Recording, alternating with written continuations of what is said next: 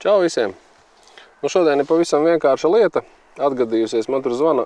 Es nesaprotu, man rāda ātrumu mezglos, temperatūru Fārenheitos un tam līdzīgi. Kur to visu izdarīt? Nu, viss ir pavisam vienkārši. Aizējam uz pirksti augsti, negrib viņš strādāt. Tā, sistēmā. Un tālāk mēs aizējam, atrodam šeit unīts vienības.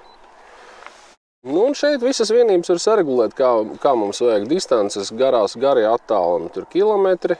Tā, rekur spīda ātrums. Nu, te var izvēlēties jūdzes, mezgli un kilometri. Mums stāv kilometri. Dziļums ir iespējams pēdas, vēl kaut kas tur un metri. Nu, un mēs liekam metrus. Nu, un visādi tam līdzīgi. Temperatūra, rekur ir Celsijs. Nu, tur ir Fārenheits, Celsijs. Mums vajag Celsiju. Mēs tā labāk saprotam.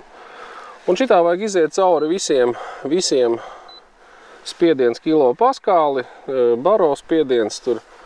Visas vienības vienkārši vajag salikt mums saprotamā veidā, jo jāsaprot, ka iekārtas pērk visā pasaulē un dažādas mērvienības sistēmas mums ir metriskā, tad liekam visu, kas ir metriskajā sistēmā.